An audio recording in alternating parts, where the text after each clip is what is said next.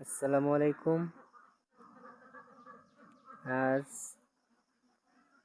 আমি আপনাদের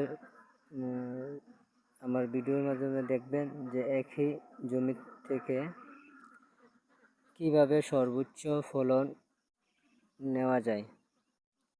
এই যে দেখেন, আমার একই জমির ভিতরে উপরে লাউর মাচা, নিচে মূলা শাক ফলাইছি এবং অনেক সুন্দর মূলা শাক হয়েছে ইনশাল্লাহ।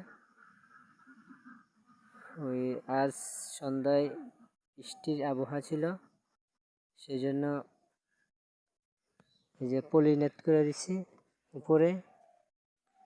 আর এই যে দেখেন ইনশাল্লাহ একই জমি, এই যে আমার পলিনেট করে দিছি যাতে বৃষ্টি আমার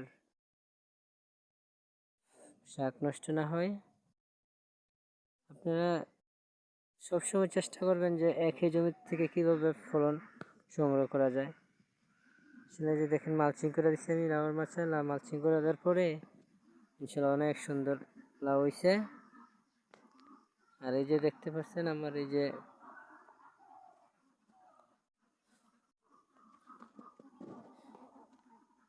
মূলা শাক, ভিডিওতে দেখাইছিলাম আপনার যেমন মূলা শাকগুলা ইনশাল্লাহ অনেক সুন্দর হয়েছে।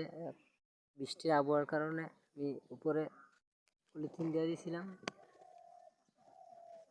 এই যে দেখেন পলিথিন দিয়ে দিয়েছি যাতে বৃষ্টি মূলা শাক নষ্ট না হয়। ইনশাল্লাহ অনেক সুন্দর গ্রোথ এবং অনেক সুন্দর হয়েছে।